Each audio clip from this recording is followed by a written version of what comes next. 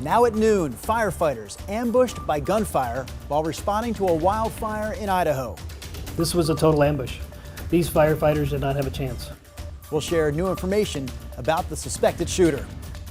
Also here at noon, Governor Kotek blames Oregon Republicans for failing to pass a massive transportation bill over the weekend during the final hours of the legislative session.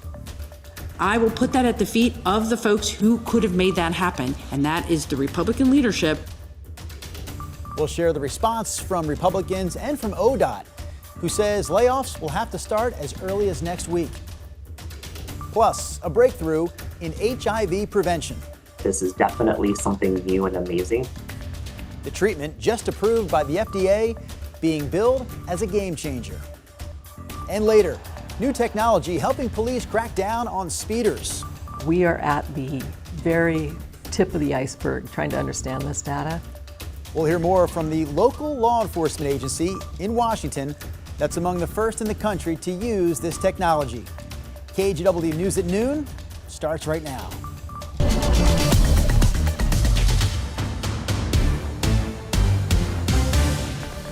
We will start today's newscast with this live look at downtown Portland from our Rose City Skycam and a weather impact alert from the KGW Weather Center. Thanks for joining us. I'm Drew Carney. There's Rod Hill in the Weather Center. So Rod, we're talking about temperatures all around the area today in the mid-90s.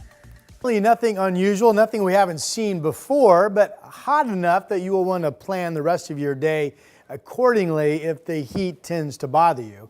83 is our number. We thought we'd be in the low 80s at noon, and we are. I did want to check you folks in Salem as well. You're actually running 2 degrees so far behind Portland, 81 degrees. So here are the numbers we project. I'm leaving our forecast high at 95 this afternoon. Record today is 100, by the way. But you get the idea. 95, you want to plan your day accordingly. Anything after 2 o'clock. We could be up to 90 by 2, potentially. So that's when it's going to be hot. And it will just be below, I think, 90 degrees at 8 o'clock. So we have the KGW weather impact alert up through 8 p.m. And then, of course, shortly after 9, the sun starts to go down and we'll get a break. But exhaustion, sunburn risk, both elevated today. If you're going to be out in the sun, shade, water, big hydration, of course, sunscreen, a hat. And by all means, if you're outside and you start feeling tired, you need to get out of the heat and have some water and rest, and then perhaps get back at it again if you must. That's your update. We will be cooling down starting tomorrow, Drew. All right, thank you, Rod. New here at noon, we now know the name of the man authorities say started a wildfire in northern Idaho on Sunday, only to ambush responding firefighters, shooting them when they got to the scene. The Associated Press says 20-year-old Wes Rowley is the man accused of killing 2 firefighters and wounding a third near Canfield Mountain. The local sheriff's office there called it a total ambush, saying the firefighters had no chance to defend themselves from the gunfire. After a search and hours-long standoff, deputies eventually found Rowley dead with a gun nearby. We believe that there's a likelihood that when we are able to enter the scene again tomorrow without the threat of fire, that we'll find other weapons that were placed. So this was a total ambush. These firefighters did not have a chance. This is something that we don't train for. It's not something that we expect. It's not something our firefighters should have to deal with. The response yesterday afternoon was huge, with nearly 300 law enforcement officers, helicopters, and snipers. Officials also say there were people hiking on the mountain when this ambush happened, but they're okay. Investigators say the scene is still active as they gather more evidence. The names of the firefighters who were killed have not yet been released. We'll have continuing coverage of this story throughout the afternoon. Coming up at 2 o'clock, the local sheriff's office there in Idaho will provide the latest updates with a press conference. We're going to stream that for you live on our TV app, KGW Plus, available for free on Roku, Amazon Fire, and Apple TV. Back here locally, police lifted a shelter-in-place order earlier this morning in northwest Portland after a shooting last night near Northwest 26th and Petty Grove. Police were initially looking for 4 suspects. They've already found 3 of them, but 1 remains on the loose. Anyone with information about the shooting or the suspects should contact Portland Police. We're also hearing from a mom in Vancouver after a man tried to abduct her 5-year-old right outside their house. She says she noticed a white Nissan Versa sitting on her street before one of her twin 5-year-old daughters came running inside. That Ring security video shows the child running back in while the white Versa drives away. My daughter come busting in the door to let me know that a man out here told her to go onto the street and he would give her the toy if she met him on the street. Mentally, it's constantly racing in my mind over and over that it even happened and what could have happened. So police did catch the suspect, 21-year-old Alexander Reitbrock. He's in custody this afternoon, but here's the twist. It turns out that Vancouver police arrested him earlier this year for trying to pay teen girls for sex, but he was released after posting bail. Portland police responded to at least 4 separate shootings over the weekend that sent 7 people to the hospital. One of them happened just after midnight on Saturday when a teenager allegedly fired more than 24 shots into a crowd at a private event with more than 100 people. 4 people there were shot, including a 15-year-old. The 16-year-old suspect is in custody, facing multiple counts of attempted murder. About 30 minutes later, a man was shot in the jaw outside a convenience store on Northeast Lombard. Police are still looking for the suspect in that shooting.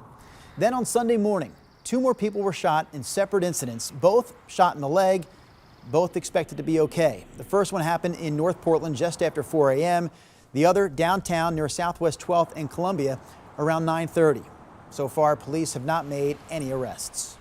These acts cannot just be seen as accepted, but I couldn't be more proud of the way that the Portland police throughout the night stretched incredibly thin, literally ran to the gunfire.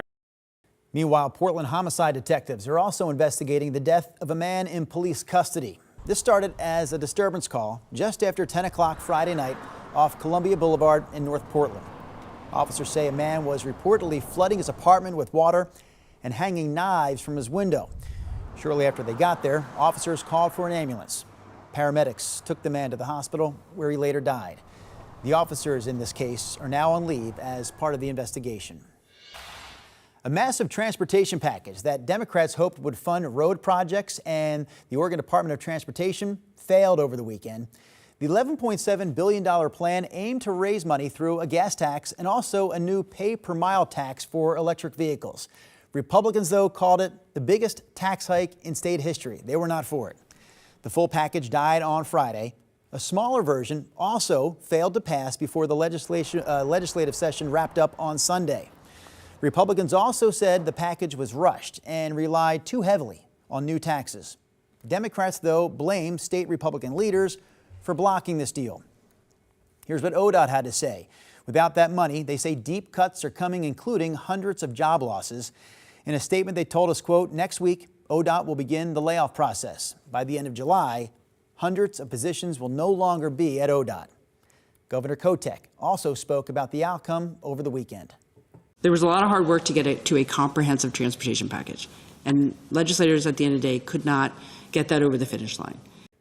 Governor Kotek says she still plans to push for a solution here. She says she wants lawmakers back at the table soon to figure out how to fill the gap.